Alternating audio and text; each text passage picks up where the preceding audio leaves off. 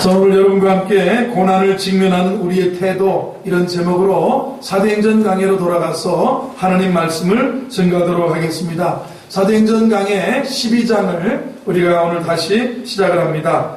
야고보와 베드로의 이야기가 등장합니다. 야고보 사도, 여러분, 이 야고보는 우리가 복음서를 읽으면서 기억할 겁니다. 굉장히 열심히 있는 야고보와 세베대의 두 아들 야고보와 요한, 형은 야고보, 동생은 요한입니다.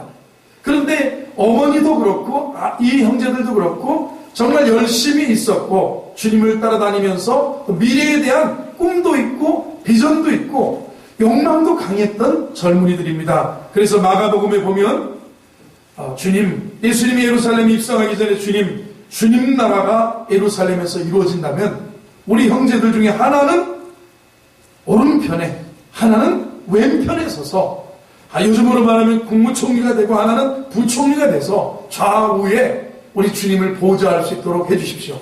마태복음에 보면 또 이 같은 이야기인데 이렇게 표현합니다. 세베대의 두 아들의 어머니가 살로메라고 하는 여인인데 어머니가 그렇게 이야기합니다. 예수님, 주님의 나라가 이루어지면, 주님의 나라가 이 땅에 이루어진다면 내 아들 중에 하나는 오른편에, 하나는 왼편에 세워주십시오. 너희의 구하는 것을 너희가 알지 못하는도다. 내가 마시는 잔을 너희가 마시며 내가 당하는 이 고난을 너희가 받는다면 이것은 누구를 위하여 예비되었든지 그가 받을 것이다. 이런 이야기의 주인공입니다. 그런데 이 야고보가 정말 그 잔을 최초로 마시면서 12 제자 중에 누굽니까? 사도 요한을 빼고는 전부가 다 순교자로 이 세상을 마무리했는데 최초로 사도들 중에 칼에 맞아서, 헤로드 왕의 칼에 맞아서 순교하는 사람이 그 누굽니까? 주님의 잔을 마시며 나의 이 고난을 당하는 자가 그 나라의 우편과 왼편에 앉을 것이다 했던 그 야고보가 처음으로 칼에 맞아 죽습니다. 자, 야고보가 순교당하고 나니까 헤로드 왕의 명령에 의해서 순교를 당했는데 헤로드 왕은 로마에 의해서 임명받은 갈릴리나 예루살렘이나 그 지역의 가나안 땅의 팔레스타인의 왕입니다. 분봉 왕인데 이 분봉의 왕이라고 하는 것은 로마 황제의 인정을 받아야 되고 칭찬을 받아야 되고 백성들로 하여금 평가가 좋아야만 계속해서 왕노릇 할 수 있으니까 야고보를 죽이니까 유대인들이 너무너무 좋아하는 거예요. 이야, 야고보를 죽이니까 이게 됐다. 누구까지 잡아들이냐면 베드로까지도 잡아들입니다. 베드로까지도 이제 투옥시켰는데 야고보는 칼에 순교당하고 그리고 베드로도 잡아서 죽이려고 하던 그 날에 교회는 베드로를 위해서 간절하게 기도했고 하나님의 천사가 보내져서 베드로가 거기서 구출당하는 그런 이야기가 오늘 12장에 기록되어져 있습니다. 여러분, 왜 주님은 야고보는 칼 맞아 순교당하게 하셨고 누구예요? 베드로는 왜 교회가 간절히 그를 위해서 기도하니까 그를 살려주셨을까요? 야고보는 기도를 안 했고 베드로는 기도를 했을까요? 똑같이 아마 야고보 사도도 주님께 기도했습니다. 베드로도 잡히니까 교회가 그를 위해서 간절하게 기도했습니다. 사실은 이것은 다시 어떻게 보면 주님의 절대적인 주권에 있습니다. 우리는 이런 찬양을 부릅니다. 내 주여 뜻대로 행하시옵소서. 내 모든 일들을 다 주께 맡기니. 그러면서 살든지 죽든지 뜻대로 하소서. 여러분, 인생을 보면 야고보는 왜 칼에 맞아 순교를 당해야 되고 베드로는 왜 하나님이 살려주셨을까? 이런 생각을 합니다. 그러면서 우리가 우리는 인생이에요. 우리는 인생이고요. 우리는 모든 인생의 모든 것은 하나님의 절대적인 주권 가운데 있어요. 아마 베드로를 더 살려주셔야 되고 베드로를 통해서 하실 일이 더 있었기 때문에 교회를 든든하게 베드로를 통해서 세워야 되고 베드로를 통해서 하나님의 뜻을 더 많이 이루셔야 되기 때문에 아마 주님은 베드로를 살려주신 것 같아요. 그러나 야고보는 최초로 순교를 당하지만 이 순교의 이 순자를 통해서 이 피 흘림을 통해서 초대교회가 더 든든히 세워져가는 역할을 감당했다고 볼 수 있어요. 오늘 여러분, 이 이 절박한 상황에서 베드로와 초대교회의 그런 반응이 어땠는지를 생각하면서 고난을 직면하는 우리들의 태도를 점검하면서 은혜를 나누기를 원합니다. 한번 따라하겠습니다. 고난을 직면하는 우리의 태도. 여러분, 오늘 이 베드로가 오게 잡히고 야고보가 순교를 당할 때 초대교회는 무엇을 했습니까? 오늘 5절을 같이 보면 이렇게 말씀합니다. 이에 베드로는 옥에 갇혔고 교회는 그를 위하여 간절히 하나님께 기도하더라 그랬어요. 베드로는 옥에 갇혔고 교회는 그를 위해서 간절히 하나님께 기도해라 하더라. 기도의 능력으로 문제를 해결하는 것을 보게 됩니다. 이 문제를 무엇을 해결하느냐면 기도를 통해서 기도의 능력으로 문제를 풀어가는 거예요. 문제를 기도의 능력으로 해결했다는 거예요. 여기에 우리들의 자세가 있어야 되지 않나 이렇게 얘기했습니다. 한번 따라하겠습니다. 기도의 능력으로 문제를 해결하였습니다. 아멘이신가요? 네. 스데반이 죽음 앞에 기도했을 때 하나님은 죽음의 상황에서 그를 구해준 것은 아니었습니다. 오히려 스데반이 돌 맞아 순교했습니다. 그때 주님은 하늘문을 여시고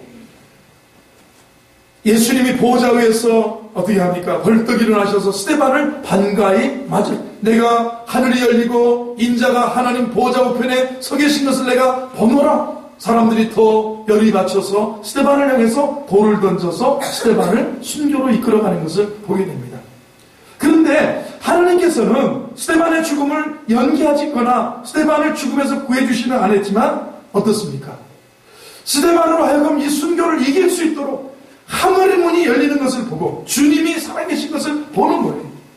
어떻게 보면 우리가 고난이나 어떤 어려운 절박한 상황을 직면할 때 우리가 기도하면 용기를 주시고 그것을 이길 수 있게 하시고 그 쓴 자를 받게 하시는 것도 하나님의 응답인 줄로 믿습니다. 그러나 베드로의 경우는 더 살아있어야 될 이유가 있었던 것으로 판단하시는 것 같아요. 하나님께서는 베드로를 위해서 기적적인 구출을 허락하셨다는 것을 여기서 볼 수가 있습니다. 기도의 응답은 대체적으로 세 가지라는 것을 아시죠? 어떻습니까? 기도의 응답 첫 번째, 그래라 이렇게 예스 하나님의 주님 어떻게 합니까? 주시옵소서 그러면 가져라 하고 주실 거 아니에요? 주여 돈을 좀 주시옵소서 그러면 그래 가져라 하고 돈을 그냥 주시는 거 응답 그래라 하고 예스 응답은 주여 치료하여 주시옵소서 그러면 어떻게 합니까? 예수 이름으로 주님이 치료해 주신 거예요. 예스 바로 하시는 거예요. 두 번째로는 기다려라 웨이 이렇게 말씀하십니다. 기다려라 지금은 안 된다. 다음에 주겠다. 좀 더 큰 다음에 내가 허락해 주마. 좀 더 믿음이 자란 다음에 내게 역사해 주마. 이렇게 말할 수 있어요. 기다리라는 거예요. 좀 더 큰 다음에 지금은 안 된다. 좀 더 기다리고 좀 더 네가 믿음이 자라고 성숙한 다음에 내가 혹시 여러분 지금 여러분에게 돈을 많이 주면 예수 더 잘 믿을 것 같습니까? 여러분은 타락할 것 같습니까? 내가 벌써 딱 지금 밤에 여러분에게 오늘 밤에 무슨 역사가 일어나서 정말 벼락이 떨어졌다. 벼락이 아니라 좋은 돈벼락이 5만원 다발로 떨어졌다. 어마어마하게 방안이 가득 채워졌다. 그런다면 여러분은 예수 잘 믿을 것 같습니까? 아니면 아직도 멀었다 기다려야 된다. 여기 상황은 그렇습니다. 사도 바울이 그래서 내가 비천에 처할 줄도 알고 풍부에 처할 줄도 알아. 모든 일에 배고픔과 풍부와 궁핍에도 일체의 비결을 배웠노라. 내게 능력 주시는 자 안에서 내가 모든 것을 이 사람은 다 감당할 수 있어요. 부도 감당할 수 있어요. 가난도 감당할 수 있어요. 이 사람은 역경도 이길 수 있어요. 이 사람은 순풍에 돛단 것 같아도 거기서 믿음도 잃지 않고 이길 수 있는 거예요. 오늘 저와 여러분의 성숙이 이렇게 되기를 바랍니다. 주님은 기다려라. 때로는 주여 예스 하고 응답 그래라 하고 아니면 기다려라. 세 번째로는 버려라 이렇게 할 수 있어요. No 그렇게 말할 수 있어요. 내 생각이 잘못됐으니 그거 빨리 버려라. 가져서는 안 될 것을 달라고 하니 떼쓰는 아들을 향해서 어떻게 하겠어요? 가져서는 안 될 것을 달라고 떼쓰는 애한테 안 돼 이렇게 말하지. 그래 줬다 뺏고 그러십니까? 그건 아니죠. 그래서 기도의 응답은 대체적으로 우리가 정황적으로 성경을 통해서 볼 때 그렇게 말씀합니다. 예스가 있고 왜 기다리라는 말이 있고 no 안 된다는 말이 있고 주님은 그렇게 해도 계속해서 기도하면 다른 것으로 더 좋은 것으로 합력해서 바꿔주시는 경우가 있다는 것을 우리가 알게 됩니다. 이 초대교회는 이 고난과 어려움에 직면했을 때 교회는 그를 위해서 합심해서 기도했다는 말이죠. 사랑하는 성도 여러분, 분명한 사실이 있어요. 내가 기도한 그대로 응답하지 않았다고 할지라도 하나님께서는 하나님 자신의 영광을 위해서 더 좋은 방법으로, 더 놀라운 방법으로, 더 귀한 방법으로, 더 영광스러운 방법으로 저와 여러분의 삶에 개입하고 간섭하실 수 있는 줄로 믿습니다. 간절한 기도는 승리를 가져오는 거예요. 교회는 그를 위해서 간절히 기도했다. 5절을 다 같이 한번 다시 읽어봅니다. 시작. 이에 베드로는 옥에 갇혔고 교회는 그를 위하여 간절히 계속해서 열심히 기도했다는 말이에요. 그죠? 추록할 때까지 했을 거예요. 교회는 그를 위해서 계속해서 열심히 간절하게 기도했어요. 계속해서 기도했다. 간절하게 열심히 기도했다. 그런 말입니다. 추록할 때까지 오늘 문을 두드리고 사람들이 마가라고 하는 요한의 집에 다락방에 모여서 기도할 때 그 집에 문을 두드리고 로데라고 하는 그런 그 집에 그 종이 나와서 여종이 나왔을 때 그리고 나서 베드로가 그들을 만날 때까지 계속해서 교회는 간절히 기도했다고 그랬어요. 여러분 폭풍우처럼 휘몰아치는 삶의 고난 속에서 그리고 어느 날 갑자기 전개되는 삶의 역경 속에서 저와 여러분은 어떤 반응을 하십니까? 반응이 기도입니다. 저와 여러분 반응이 기도가 되기를 바랍니다. 아멘. 반응이 원망이 되지 않기를 주의 이름으로 축원합니다. 반응이 뒤돌아서는 거예요. 반응이 신앙을 떠나는 거예요. 반응이 주님 없이 살아가는 거예요. 반응이 이 세상 바라보고 사는 것이 우리의 반응이 돼서는 안 되고 교회는 그를 위하여 간절히 기도하더라 이렇게 말씀하고 있습니다. 오늘 하나님의 교회는 기도하는 교회가 되어야 될 줄로 믿습니다. 아멘. 이 헤롯의 가문은요. 오늘 헤롯 왕이 야고보를 죽이고 나니까 사람들이 막 좋아하니까 베드로를 가둬둔 거 아니겠습니까? 정치적인 양화망을 위해서 욕망을 위해서 그렇게 인기 그 포퓰리즘이죠. 쉽게 얘기하면 오늘날 국회의원들이 나라 돈도 없는데 전부 공짜 해놓고 자기들이야 잘 먹고 자기들이야 연금도 많이 나가니까 그러고 살지만 전부 우리들의 애들 밥맛 없다는 얘기 들어보셨어요? 서울시 우리께 투표해서 우리가 다 이 공짜로 하자고 해서 저도 공짜로 우리 두 아이들 지금까지요 뭐 안 내죠. 뭘 안 됩니까? 그게 뭐예요? 급식비 안 내니까 급식비가 한 달에 한 5만여 원 돈 가요. 5, 6만 원. 그러면 운동화 한 켤레씩 사주는 거 매달 나이키 운동화 한 켤레. 그 정도면 얼마나 이게 사람이 가정이 그런데 아이들이 하는 말 밥맛이 없다는 거예요. 아이들이 하는 말 해마다 조금씩 덜 준다는 거예요. 양이 줄어든다는 거예요. 맛이 없다는 거예요. 양이 줄어든다는 거예요. 그리고 학교는 실험 기재가 없어서 실험을 못해요. 선생님이 대표로 하고 옛날 우리 때랑 똑같아졌어요. 이게 복지가 이래서 되겠습니까? 우리가 지금 반성을 많이 하는데도 그래도 공짜 집 준다고 그러고 공짜 아파트 하나 준다고 그렇게 우리가 가가는데 아마 이게 뭐 여러 가지 다 따져봐도 좋은 일을 우리가 해야 되지만 여러분 생각해 보세요. 오늘 헤롯의 가문이 포퓰리즘의 대표적인 가문인데 헤롯의 가문은 저주받은 가문이라고 볼 수 있어요. 하나님과 원수된 집안이라 헤롯 한번 생각해요. 성경에 5명의 헤롯이 등장합니다. 신약성경에 5명. 첫 번째 제일 먼저 헤롯이 누구냐? 헤롯 대왕인데 누구냐면 베들레헴의 2살 아래로 예수님이 유대 동방박사가 왔습니다. 유대인의 왕으로 나신 이가 어디 계십니까? 왕이 나 말고 또 있단 말이냐? 무슨 얘기인가 들어보니까 동방에서 그의 별을 보고 찾아왔다. 그러면 아기를 발견하면 나한테도 알려줘서 그 아기에게 나도 경배하게 하라. 그런데 그냥 꿈의 지시하심을 받고 다른 길로 가니까 베들레헴의 2살 아래 아이를 다 학살했던 왕이 누구냐면 이 오늘 헤롯의 가장 그 오래된 사람 헤롯 대왕이라고 할 수 있어요. 두 번째 그 대왕이 죽고 예수님이 애굽으로 피난 갔다가 돌아올 때 왕이 헤롯 아킬라오라고 하는 왕. 이 사람은 별 뭐 나쁜 짓은 크게 예수님과 관련해서 복음과 관련해서 하지 않았어요. 세 번째로 누구냐? 헤롯 2세 안디바라고 하는 사람이 있습니다. 자기 딸 앞에서 체면 세우느라고 세례요한의 목을 자른 사람이 또 이 세 번째 헤롯 왕이에요. 네 번째 헤롯 왕이 오늘 본문에 등장하는 헤롯 왕인데 헤롯 아그리파 아그리빠 1세라고 합니다. 야고보를 단칼에 날려보내고 베드로를 감옥에 가두어서 죽이겠다고 하고 있는 사람. 오늘 근데 이 사람이 야고보 사도는 칼로 죽였지만 오늘 이 1장 25절 1장 몇 절입니까? 1장 20절 이하로는 이 사람이 죽는 장면이 나옵니다. 이 왕이 천년 만년 오래 살 것 같고 정치를 오래 하고 정치를 잘하면서 자기가 잘 먹고 잘 살 줄 알았는데 어느 날 야고보를 죽이고 베드로를 감옥에 가둬놓고 베드로가 이제 나가면서 어떤 일이 있었냐면 다른 지역 사람들이 헤로드 왕에게 아부를 합니다. 왕이시여, 왕을 찾아와서 왕이 여봐라 하고 연설을 하는데 와 박수를 치면서 저 소리는 사람의 소리가 아니고 신의 소리옵니다.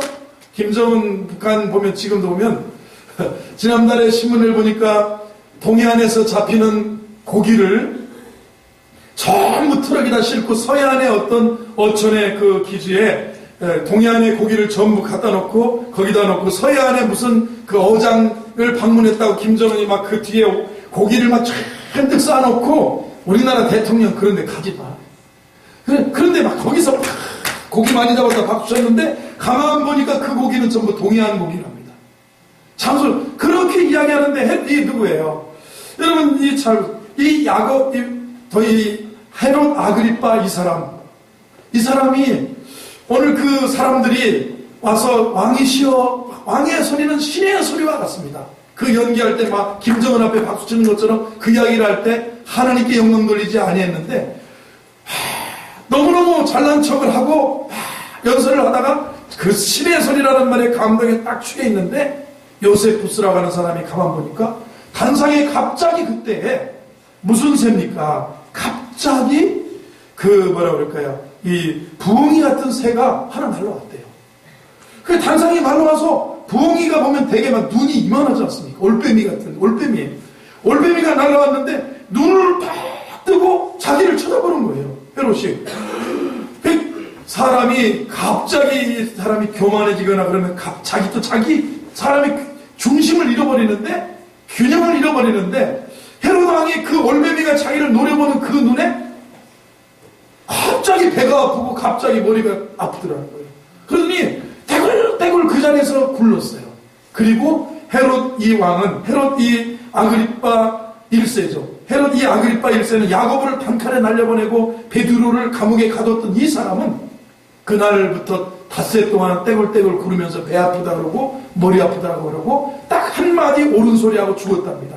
그게 무슨 얘기냐면 여놈들아 너희가 나를 신이라고 부른 것으로 인해서 나는 죽느니라.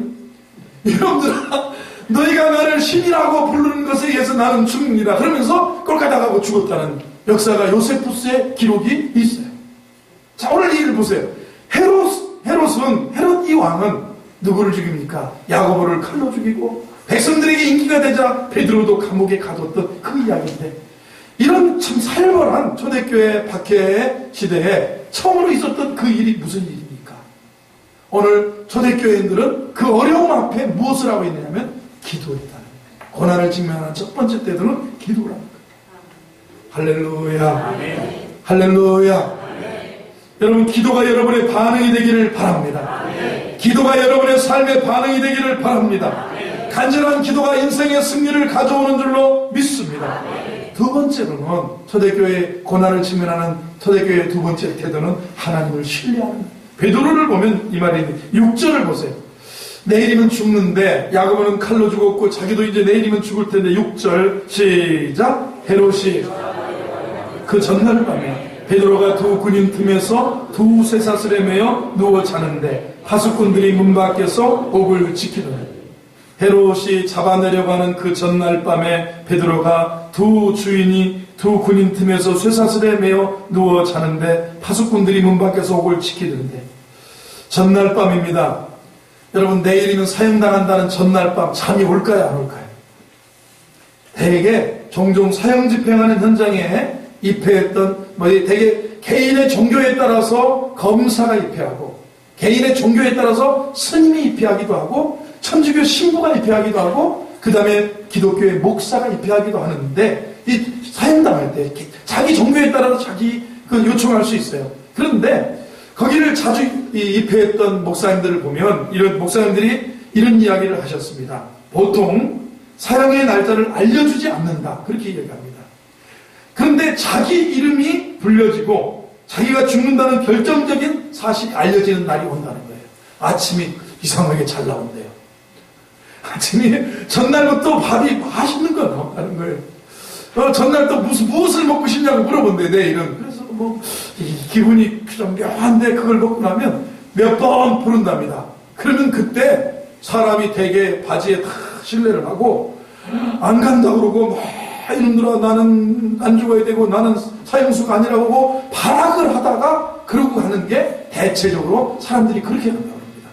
그런데 잡혀서 내일이면 처형당하는 전날 밤 베드로는 쇠사슬에 묶거나, 왜냐하면 그 당시에 로마의 법이 뭐냐면 죄수가 탈옥을 하거나 죄수가 도망을 가면 그 지키던 사람은 지키던 간수들은 그걸 그대로 자기가 감당하는 거예요. 뭐냐면 이 사람이 징역 8개월이면 자기가 징역 8개월 살아야 되고, 이 사람이 사형수면 자기가 대신 사형을 당해야 되는 그런 로마의 그 당시에 법이 있었어요.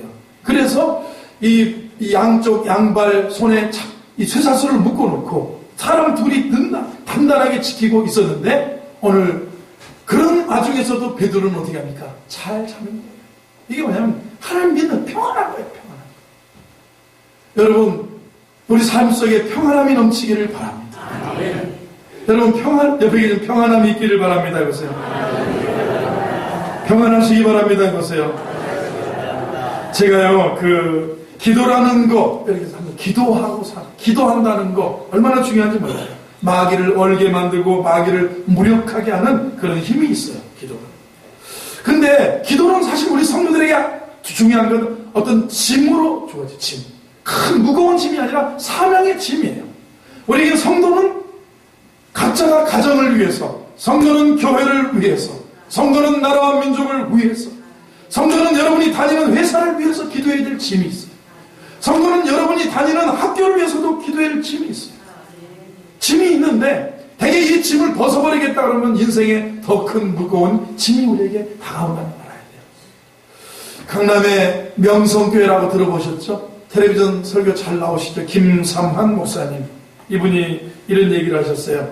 신학대학 시절에 목사님하고 같이 신학대학을 입학한 동기생이 있었다고 합니다. 그런데 가난했던 신학교 시절에 친구가, 그 동기가 나 신학교 때려치고 그만둘라네 그러더래요. 아니 왜 신학대학을 때려치고 그만두는가? 함께 주의종이 돼서 복음을 전하고 하나님의 영광을 나타내야 되지 않겠는가? 그랬더니 나는 짐스러워서 무엇이 그렇게 짐이 되는가? 새벽 기도하는 게 내가 짐이 돼서 못하겠네. 내가 새벽 기도하기 싫어서 내가 이 신학교 그만둬야지 기숙사에서 잠도 못 자고 새벽 4시면 꼭 깨워서 새벽 기도하라고 저렇게 총을 쳐대고 방마다 두들겨 대고 그러니 난 더러워서 정말 이렇게 쌍욕을 하면서 내가 정말 내가 못 다니겠다고 때려치고 나가서 이 친구가 공부를 잘했는데 영어 학원을 했답니다. 영어 학원을 했는데 그때만 해도 학원 과외가 성행을 했기 때문에 너무너무 당시의 수입이 300에서 월 500만 원을 받은, 요즘으로 하면 3천에서 5천을 더 넘게 받은 그런 수입이라는 거예요. 지금 10배는 된다고 그러잖아요. 그러는데 이게 70년대 초기 때문에. 그래서 한 10년을 돈을 이 친구가 막 어마어마하게 벌었대요. 그런데 80년도에 신군부에 까까머리 대머리 된 분이 군복을 벗고 별을 떼고 대통령이 됐는데 뭐라고 하시는 분이 대통령이 되더니 학원을 다 철폐해버리고 과외를 다 금지해버렸는데, 그때부터 월 수입이 한 달에 20만 원도 안 돼서 너무너무 힘들게 삶을 살다가 이분이 10년 만에 깨닫고 어디로 갔냐면 신학대학으로 돌아갔대요. 근데 친구들은 이미 그때 다 목사가 돼가지고 공부 다 마치고 목사가 돼서 부목사든가 아니면 개척교회 목사에서 개척교회 이만큼 잘하고 아니면 어느 교회 청빙을 받아서 가서 어엿하게 목사가 됐는데 다시 1학년으로 들어왔대. 들어와서 이제 물어봤대. 그렇게 짐지기 싫어서, 기도에 짐을 지기 싫어서 떠났는데 왜 다시 돌아왔는가? 이렇게 물어봤대. 이분이 이야기가 이제 이분 새벽기도라는 그런 일이 나오는데 새벽기도 짐 벗으려고 했더니 세상의 모든 짐이 다 내게 오더라는 거예요. 기도의 짐을 벗으려고 했더니 세상의 모든 짐이 다 내게로. 여러분, 근심 걱정 무거운 짐 없는 사람 누군가 피난처는 우리 예수 기도 드려 아뢰세. 여러분, 근심 걱정 모든 괴로움 없는 사람이 누구겠어요? 근데 피난처가 누구냐면 사실은 기도의 짐이 지기 싫다고 내려놓으면 세상의 짐이 다 내게로 밀려온다는 사실. 아멘이신가요?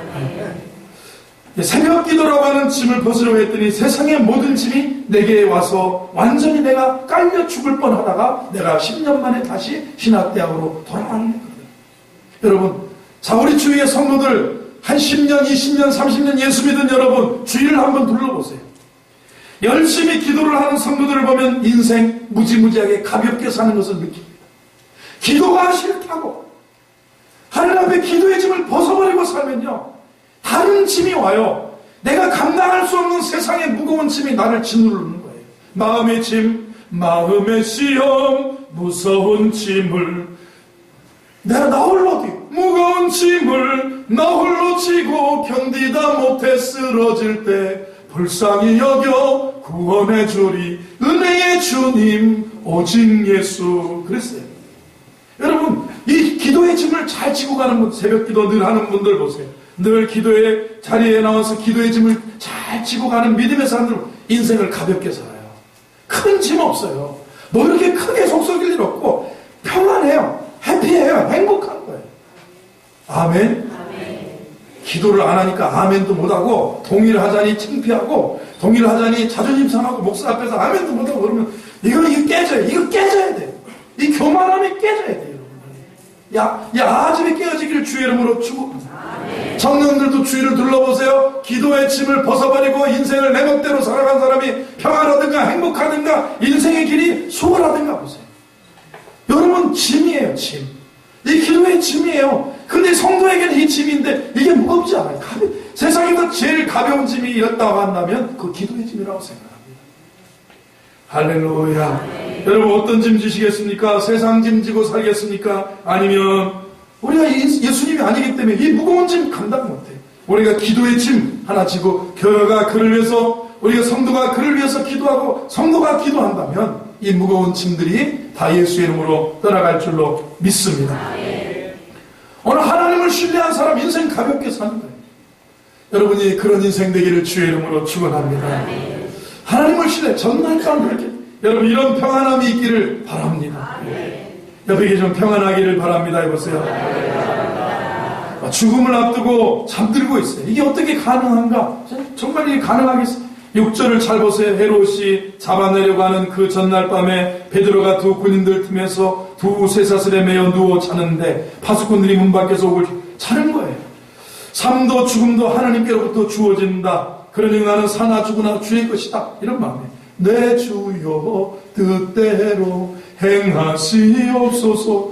온몸과 영혼을 다 주께 드리니 이 세상 고락간 주인도 하시고 살든지 죽든지 그대로 하소서. 내 모든 일들을 다 주께 맡기고 저 천성 향하여 고요히 가리니. 왜? 살든지 죽든지.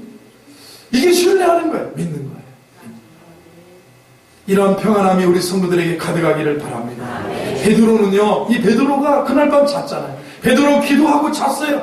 베드로 하나님, 베드로는 나중에 베드로전서 5장 7절, 8절, 9절을 한번 보세요. 베드로전서를 띄워보세요. 뒤에 한번 읽어봅니다. 시작.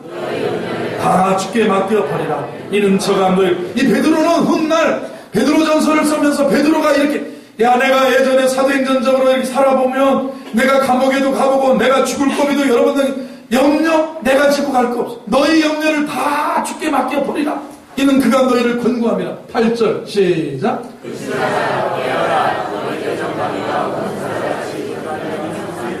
그러니까 근신해야 돼. 깨어있어. 잠자지 말고 잠만 자지 말고 기도의 짐을 지고 하나님 앞에 새벽이든 하나님 앞에 깨어서 가정의 골방에서 기도하라는 거예요. 그리고요 9절을 또 보세요. 시작. 이 세상에 있는 너희 형제들도 동일한 고난을 당하는 줄 믿음을 굳건하게 해서 이 세상에 있는 믿음 형제들 다 동일한 고난을 받고 있는데 이거 다 염려침 내가 진다고 하지 말고 너희 염려를 다 주께 맡겨. 이게 기도세요. 이게 하나님을 신뢰하는 거예요. 이게 믿음이에요. 여러분 기도의 짐을 벗으려고 실어가지고 등지면 세상 짐이 내게 밀려온다는 거예요. 세상의 염려가 나를 여러분 어떻게 그걸 감당하시겠어요? 오늘 우리 사랑하는 성도 여러분 기도하는 종들이 되기를 바랍니다. 할렐루야. 할렐루야. 여기서 또 한 가지 오늘 우리가 본문을 본다면 다시 본문으로 돌아간다면 오늘 초대교인들은 기도하고 초대교인들 하나님을 신뢰하고 초대교인들 보면 하나님께 순종. 오늘 베드로를 보세요. 순종하는 것을 봅니다. 죽음 앞에서 하나님께 기도했습니다. 그분께 모든 것을 맡기고 신뢰했습니다. 그분의 사역 앞에 이제 그분이 이끄시는 대로 순종하는 것을 봅니다. 8절을 한번 보세요. 본문 8절 시작. 천사가 신을 신으라 하더니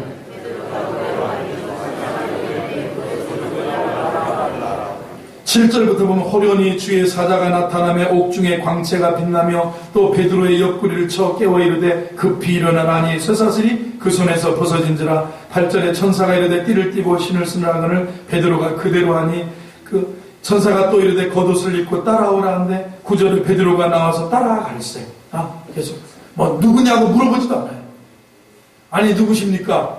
왜 그러십니까? 물어보지도 않고 사실 맡겼어요. 죽이면 죽이려 가나 보다. 사실 감옥에서 몇 번 부르면 나 오늘 내일 죽는데 오늘 밤에 죽이나 보다. 그럼 왜 어디로 데리고 가십니까? 이런 말도 안 하고 그냥 이거 저절로 이게 풀어지는 거예요. 사람이 와가지고 이게 풀어지고 사람이 와서 옆구리를 쳐서 깨우고 따라오라. 따라갑니다. 따라가는 그대로 순종. 어디로 데리고 가느냐? 누구냐? 무엇을 하느냐? 내가 어디로 가는 거냐? 물어보지도 않고 그냥 따라가는 거예요. 그리고 나서 나중에 이제야 깨달았다. 이렇게 표현합니다.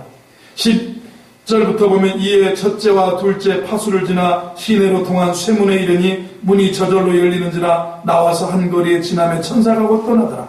11절을 보면 이에 베드로가 정신이 들어 이르되 내가 이제야 참으로 주께서 그 천사를 보내어 나를 헤롯의 손과 유대 백성의 모든 기대에서 벗어나게 하신 줄을 알겠노라. 그제서야 깨닫게 됩니다. 사랑하는 성도 여러분, 오늘 우리가 참 본질적인 거라고 생각합니다.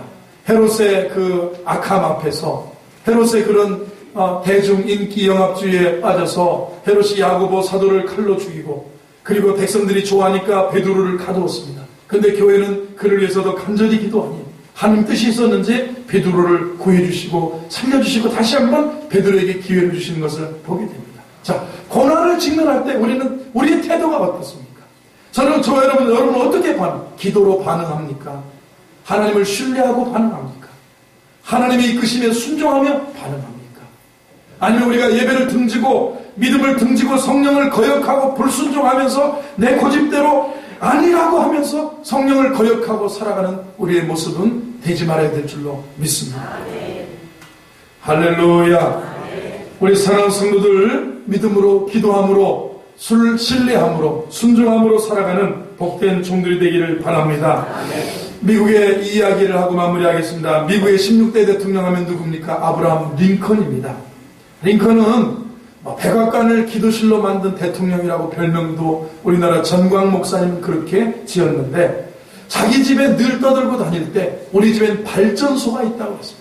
요즘은 그런 말 하면 발전소 하면 이렇게 큰 거로 알겠지만 예전에 전기가 안 들어올 때 이런 원자력 발전소나 화력 발전소가 있기 전에 무엇이 있겠습니까? 전기기관에 의해서 발전기죠. 발전기를 경유나 휘발유를 넣고 발전기를 탕탕 돌리면 그 발전기가 만들어내는 게 전기입니다. 발전기가 어떤 터빈 하나를 돌리면 거기서 전기가 나와서 배터리도 충전시키고 그거 하는데 그래서 링컨은 벌써 그 오래전에 그런 얘기를 한 거예요. 우리 집에는 발전소가 있다. 그런 얘기를 했어요. 그래서 사람들이 욕을 합니다. 얼마나 돈을 뜯어먹고 얼마나 부정부패가 심하고 얼마나 타락했으면 자기 집에 발전소를 만들어 놓고 저렇게 휘황찬란하게 살겠느냐. 부정축제를 했으면 집안에 발전소가 있다고 저렇게 떠들고 다니겠는가. 그렇게 했어요. 나중에 이제 가봤어요. 가봤더니 링컨의 집무실 옆에 기도실이 있는데 기도실이라고 붙여놓지 않고 특이하게 링컨은 뭐냐면 발전소라고 붙여놨더래요. 발전소. 기도의 발전소 이렇게 붙여놨더래요. 사실 이게 무슨 얘기? 우리도 마찬가지라고 생각해요. 우리 삶의 힘을, 내 삶의 힘을 만들어내는 발전소가 어디예요? 내 삶의 힘, 내 삶에 살아갈 용기, 내 삶에 살아갈 지혜를 만들어내는 것, 힘을 만들어내는 발전소가 어디입니까? 기도의 자리인 줄로 믿습니다. 힘을 만들어내는 발전소 같은 능력이 임하는 그 자리가 어디? 기도하는 그 자리라고 여깁니다. 기도에는 하나님의 손을 움직이는 능력이 있어요. 기도는 아무리 깊은 웅덩이에 빠졌다고 할지라도 건져내는 능력이 있습니다. 믿습니까? 사랑하는 성도 여러분, 다시 여러분, 이게 오래 예수 믿음의 기도를 안 하는 습성이 있어요. 그리고 기도하다가 낙심하는 습성이 있어요. 안 하는, 그러나 우리는 끊임없이 기도해야 돼요. 왜? 기도의 짐을 져버리면 기도의 세상 짐이 나를 짓누르는 거예요. 우리 하나님 앞에 기도하고 하나님을 신뢰하고 살아가는 믿음의 종들이 되어야 될 줄로 믿습니다. 인생을 살다 보면 우리가 웅덩이에 빠지는 경험을 할 때가 있습니다. 그래서 시편 40편 2절을 보니까 나를 기가 막힌 웅덩이와 수렁에서 끌어올리시고 내 발을 반석 위에 두사 내 걸음을 견고케 하셨도다. 이렇게 오래요. 우리가 기가 막힌 웅덩이에 빠져 있다고 생각하는 사람 있습니까? 인생 살다 보면 그럴 때가 있습니다. 어떤 때는 기가 막히는 경우가 있고 기가 막혀서 말을 못하는 사람도 있고 하도 울어서 통화를 못하는 전화통을 붙들고 사는데도 이야기하는데도 하도 눈물이 나서 몇십 초 동안 말을 못하고 한마디 하고 울고 그러는 분들도 있어요. 그런데 그런 웅덩이에 빠져 있는 데서 나오는 방법이 뭐냐면 단 한 가지입니다. 기도할 때 거기에서 빠져나올 수 있는 줄로 믿습니다. 내가 콘크리트 더미에 깔려있다고 할지라도 그 구덩 속에 있다 할지라도 여러분과 제가 기도하면 하나님이 힘을 주실 줄로 믿습니다. 우리 성도들이 기도의 능력으로 말미암아 삶의 난제에서 빠져나오는 그런 은혜가 있기를 바랍니다. 주변을 둘러보세요. 다 위기라고 말하는 시대를 살고 있어요. 삼성이 위기다. 현대는 땅 사놓고 저주받아 위기다. 주가가 똑똑똑똑 떨어지고 외국 사람이 자동차 연비는 많이 나가는 회사가 그래 자동차는 연구를 안 하고 10조 들여서 땅만 사면 다냐. 외국 사람들이 주식을 다 팔아나가니 현대도 주식이 뚝뚝 떨어진다. 삼성 돈벌이가 현찮잖아. 삼성도 주가가 뚝뚝뚝 떨어진다. 위기라고 하지 않습니까? 우리 주위에 대표적인 회사도 마찬가지고 위기라고 하는 그런 교회도 위기라고 이야기합니다. 교회 학교도 위기라고 이야기합니다. 경제도 위기, 정치도 위기, 우리나라 제일 위기 국회의원들 정치 위기라고. 공무원 연금 이렇게 개혁 못하고 나가면 나중에 우리나라 쪽박찬다. 이런 얘기 하는 거예요. 그럼 99%의 공무원은 막 눈을 뜨고 이러고 반대를 하는데 나머지 사람들은 어떡하고 나라가 이렇게 자기만을 위해 살아가는 우리 사회를 살고 있어요. 위기라고 이야기합니다. 그 자리에서 사도행전 12장 5절과 같은 오늘 본문의 5절과 같은 교회는 그를 위하여 간절히 기도하다. 교회는 나라를 위해서, 교회는 북녘 땅을 위해서, 교회는 나라의 경제를 위해서, 교회는 나라의 정치 발전을 위해서, 교회는 우리 자라나는 세대를 위해서 기도해야 될 줄로 믿습니다. 성도의 사명이 뭐냐? 성도의 사명은 한 사람이 됐든 두 사람이 되었든 모여서 기도하는 게 사명. 두세 사람이 모여서 주의 이름으로 합심해 기도. 성도의 사명은 기도하는 게 사명이라는 거예요. 그때 기적은 나타나게 될 줄로 믿습니다. 하나님의 은혜 가운데 이런 기도의 능력을 회복하는 믿음의 종들이 되시기를 바랍니다. 하나님께서 교회에 주신 최고의 능력은 기도의 능력이라고 했어요. 교회가 무슨 힘이 있어요? 교회는 사람이 기도하지 않으면 아무 힘이 없는 거예요. 교회 권사들 기도하지 권사도 아닌 거예요. 그럼 그냥 직분인 거예요. 무엇입니까? 교회 집사 우리가 받았다. 기도하지 않는 사람은 그 무엇입니까? 집사입니까? 그냥 직분인 거예요. 아무것도 아닌 거예요. 목사가 기도하지 않으면 목사 아닌 거예요. 뭐예요? 직분에 불과한 거예요. 교사, 기도하지 않는 교사 10분에 불과한 거예요. 여러분, 교회의 능력은 기도의 능력이라는 거예요. 이거 도외시하고 다른 거 추구해봐야 껍데기밖에 남지 않습니다. 하나님의 능력 가운데 기도의 능력이 회복되는 성도, 우리 믿음의 교회가 되기를 주의 이름으로 축복합니다. 기도하겠습니다. 하나님 아버지, 오늘 사도행전 12장을 통하여서 우리 자신 기도의 능력을 회복하게 하여 주옵소서. 교회가 기도하게 하여 주옵소서. 예수님의 이름으로 기도하옵나이다. 아멘.